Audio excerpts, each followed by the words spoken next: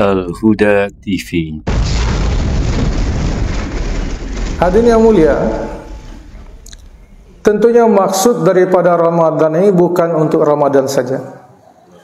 Target daripada ibadah Ramadan adalah kehidupan takwa. Kehidupan takwa sepanjang tahun. Orang-orang yang hidupnya takwa memiliki banyak keutamaan. Di antaranya Allah berikan hidupnya berkah. Allah beri kehidupannya, diberi nusrah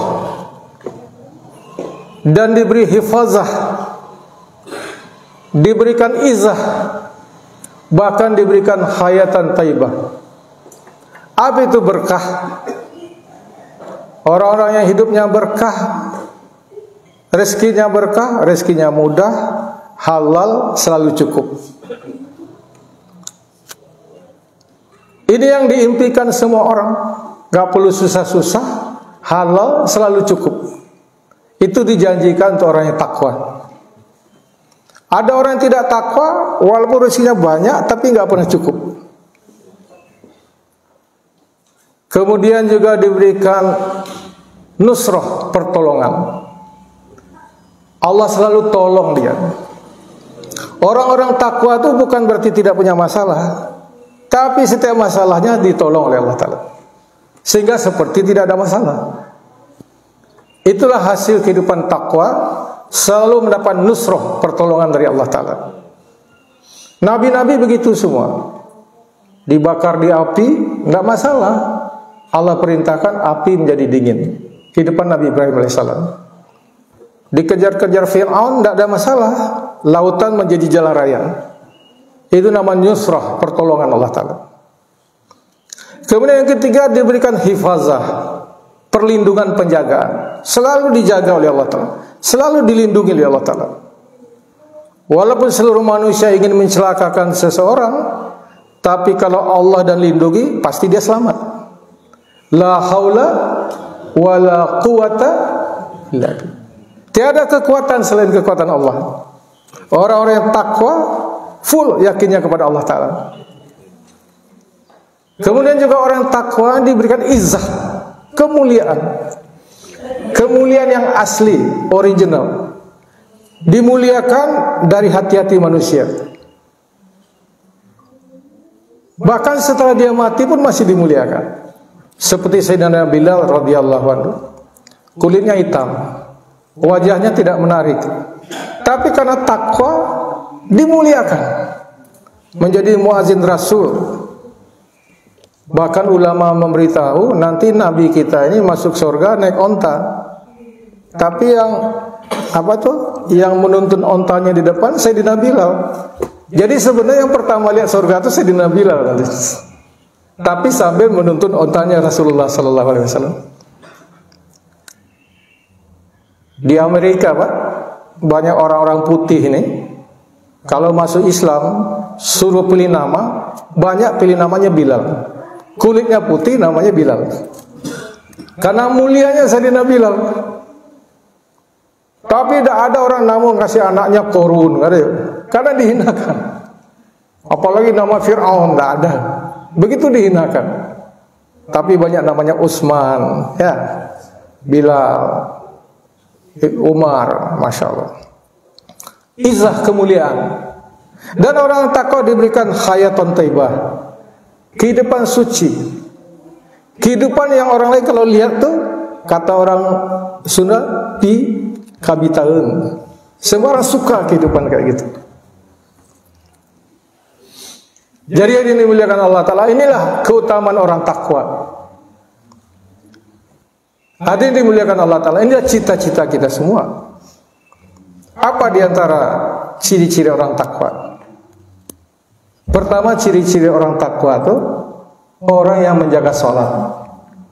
Gak mungkin orang takwa melalaikan sholat. Orang takwa itu sangat menjaga sholatnya.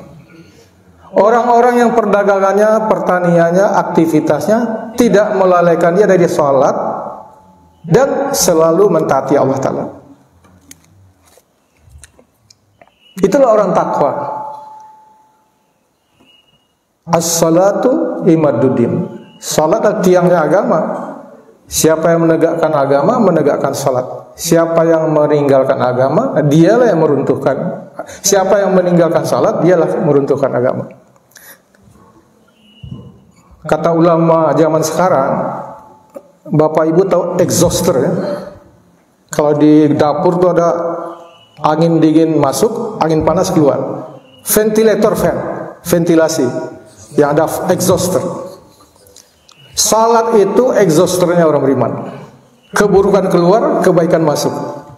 Jadi kalau orang lama-lama salat, kebaikan pasti masuk, keburukan pasti keluar. Inna salata tanha anil fahsya. Pasti orang yang salat ini jadi tambah baik, pasti. Orang kalau sudah meninggalkan salat, nanti maksiat yang besar dia akan kerjakan. Jadi kemaksiatan terbesar itu bukan korupsi, bukan zina. Maksiat terbesar itu meninggalkan salat. Nanti setelah itu dia akan langgar semua agama yang lain.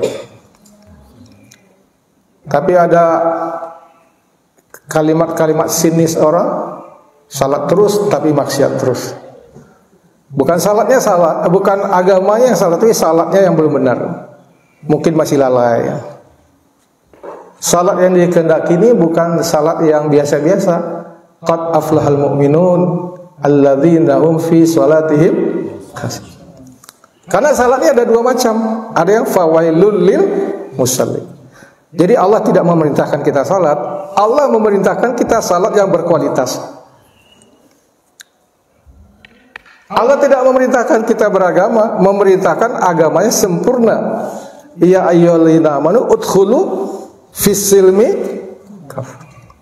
Ya, kelemahan orang Islam merasa agama itu bisa dikerjakan dengan seadanya saja. Agamanya harus dikerjakan dengan sebaik-baiknya, dengan sebaik-baiknya. Jadi salat juga menyelesaikan masalah. Kalau kita salat sungguh-sungguh, nanti semua masalah selesai. Allah berjanji melalui nabinya diberikan keberkahan rezeki, dijauhkan dari siksa kubur, catatan amalnya lewat tangan kanan, meniti titian sirat secepat kilat, masuk surga tanpa hisab. Artinya apa? Kalau salat menyelesaikan masalah di dunia sampai akhirat. Urusan di dunia ini urusan rezeki. Kenapa orang bertengkar?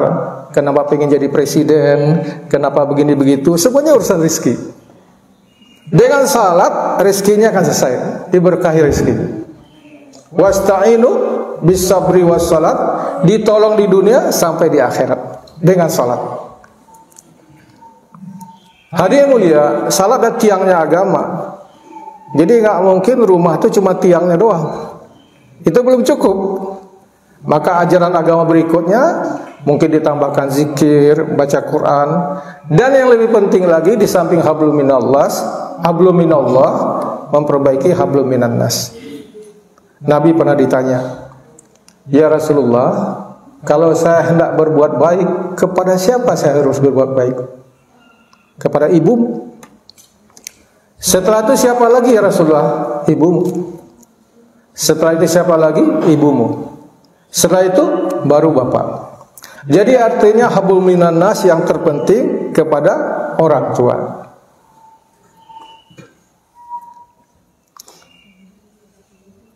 Kemudian Nabi pernah bersabda dalam kesempatan lain, barang siapa beriman kepada Allah dan hari akhir, hendaklah dia berbuat baik kepada tetangganya. Mau tetangganya muslim, tidak muslim, kerabat atau tidak, diperintahkan berbuat baik. Apa itu berbuat baik kepada tetangga? Sabar atas kejahatan tetangga. Sabar atas sikap egonya tetangga. Karena tetangga ini gak semuanya bisa baik, Pak. Nah, orang yang baik kepada tetangga ada orang yang sabar atas kejahatan tetangga. Siapa itu tetangga? Tetangga itu bahasa Sundanya neighbor. Tetangga ya Pak. Kalau rumah itu kiri kanan depan belakang, tetangga. Kalau dalam majelis ini Pak, kiri kanan depan belakang. Kalau dalam safar perjalanan, kiri kanan depan belakang. Siapa yang dekat dengan kita, itulah tetangga kita. Dimanapun kita berada, maka kita diperintahkan berbuat baik. Siapa itu orang Islam? Orang-orang yang semua orang selamat dengan perkataan dan perbuatannya. Nggak ada yang jadi susah dengan perkataan dan perbuatan. Itu orang Islam. Siapa itu orang beriman? Orang-orang, semua orang aman dari gangguan hati dan perbuatan. Sahabat bertanya, gangguan perbuatan kami paham. Apa itu gangguan hati? Aman dari gangguan hati yang iri, hasad dan dengki. Jadi orang beriman itu tidak ada yang sifat hasad, iri, dengki, itu nggak ada. Jadi hari ini dimuliakan Allah. Ini sifat orang beriman. Tidak ada orang yang khawatir terhadap dia. Semuanya aman.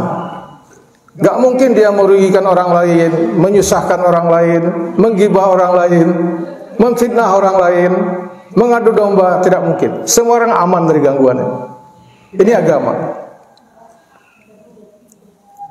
Kemudian juga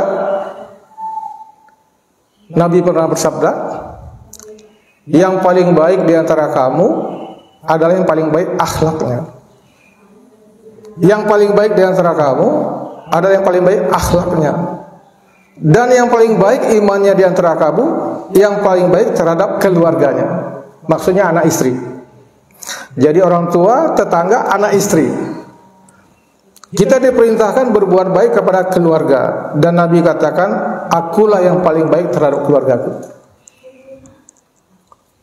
Jadi Nabi ini di tengah keluarganya, Masya Allah. Pernah salah seorang istrinya ditanya, ya Aisyah, coba sebutkan satu amalan suamimu yang luar biasa. Amalan Nabi yang luar biasa. Dijawab, semua amalannya luar biasa. Kira-kira bapak kalau ditanya oleh orang lain istrinya, suami ibu gimana amalannya? Oh semuanya luar biasa. Kira-kira sudah begitu belum, Pak? Oh suami saya semuanya luar biasa. Nah ini baru namanya pengikut Nabi. Semua amalannya luar biasa. Sehingga kalau istrinya bilang ke anak, nak nanti kalau udah gede kayak papa ya, papa mah orangnya top. Nah, itu baru bener. Nak jangan kayak bapak, papa mah amit-amit.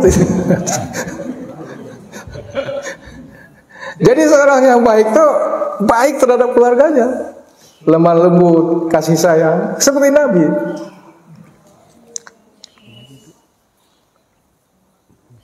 Dan dari keseluruhan amalan itu, hablum minallah, hablum minannas, orang yang takwa itu selalu ikhlas lillahi ta'ala. Beramalnya ikhlas.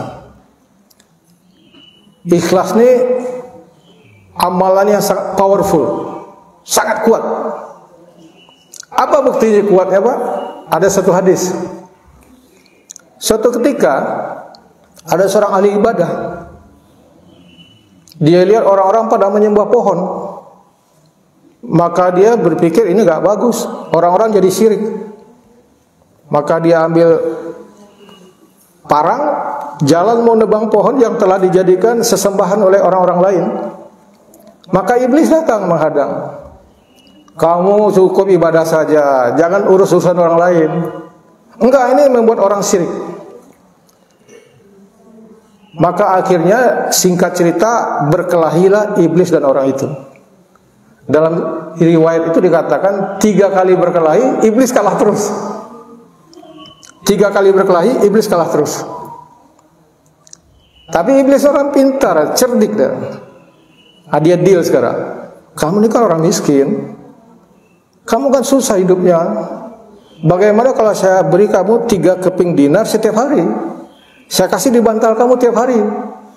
Kamu gak usah tebang pohon itu, cukup ibadah saja. Jangan peduli sama orang lain lah. Akhirnya orang soleh ini terpengaruh. Ya sudah kalau gitu, dia berhenti, tidak jadi tebang pohon. Iblis pintar. 3 hari dia kasih berturut-turut, hari keempat nggak diberi lagi. Maka orang soleh tadi merasa ditipu. Oh ternyata cuma 3 hari aja. Maka dia ambil parang lagi, keluar lagi. Dihadang oleh iblis. Kamu nggak usah urus-urus gini. Enggak, ini membuat kesyirikan. Akhirnya berkelahi.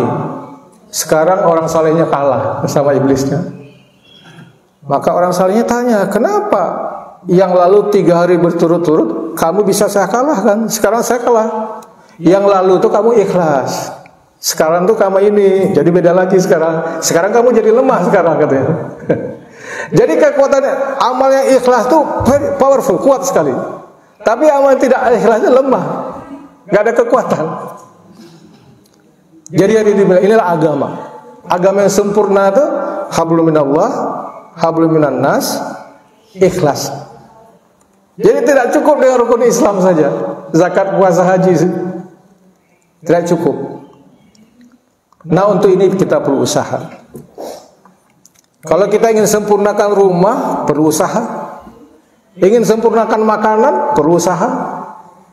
Ingin sempurnakan agama pun perlu usaha. Nabi pernah bersabda, ada 3 amal yang paling dicintai oleh Allah. Pertama, salat pada waktunya.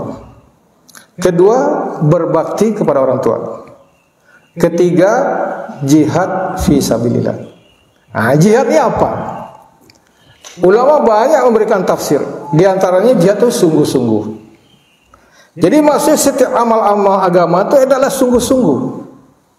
Sungguh-sungguh dalam agama itu bagian dari agama itu sendiri.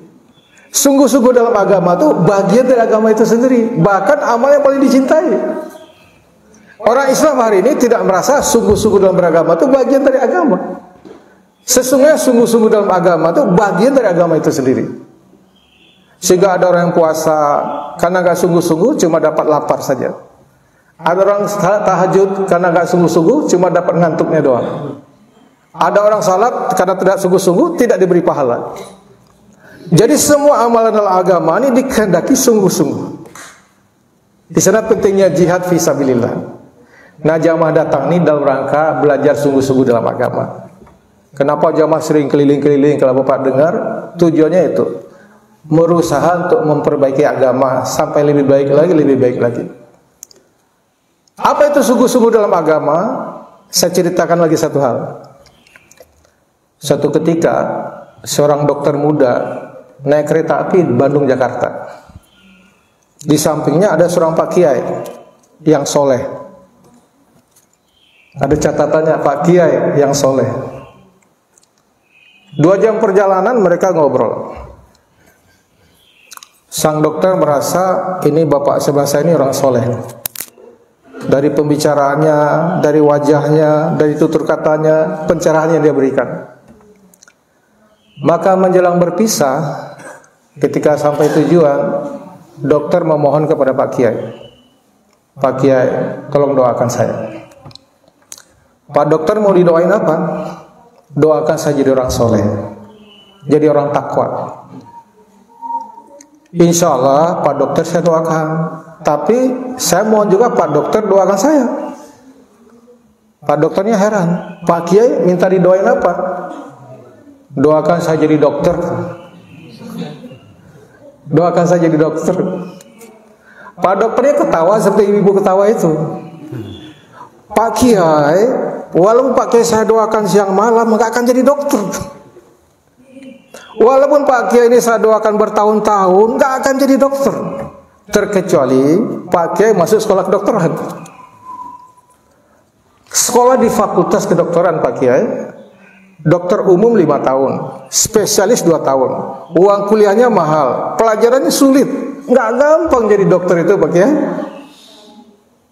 Jadi harus banyak berkorban, banyak susah payah baru bisa jadi dokter Pak Kiai. Gak bisa didoakan saja.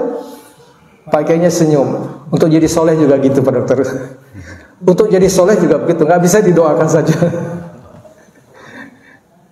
Betul ya? Hari ini orang kalau ingin jadi dokter mau sungguh-sungguh habis-habisan. Tapi kalau ingin jadi orang saleh, minta didoakan saja lah. Hari ini begitu kehidupan kita Pak.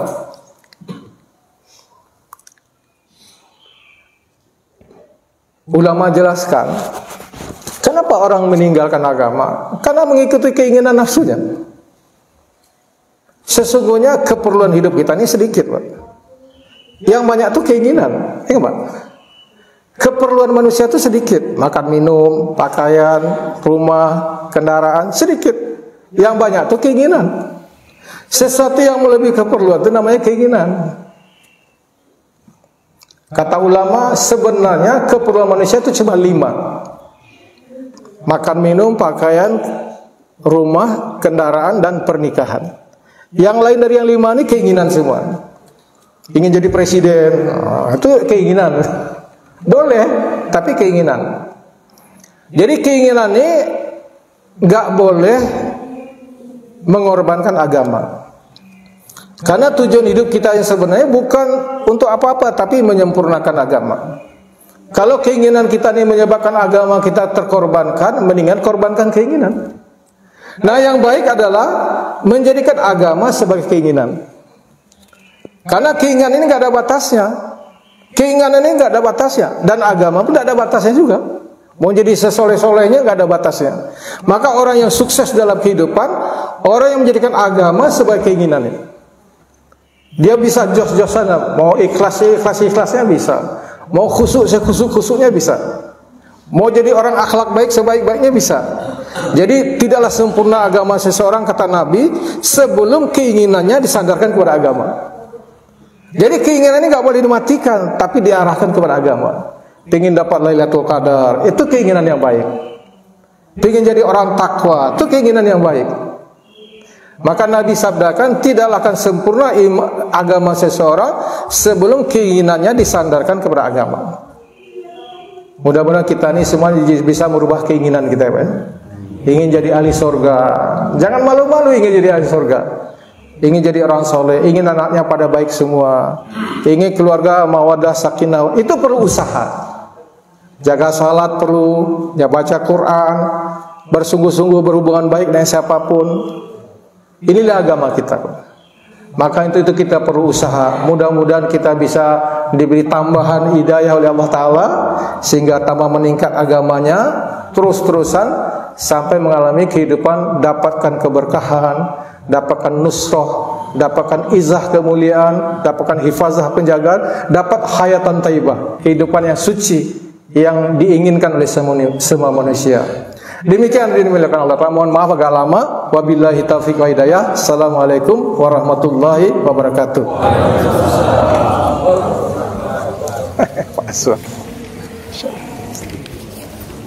Masya Allah. Masya Allah.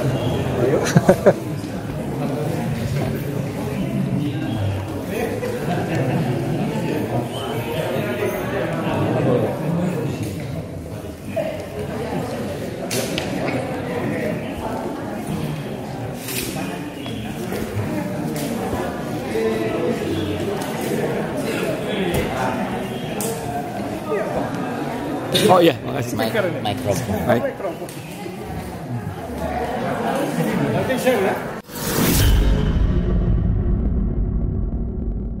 Al Huda TV.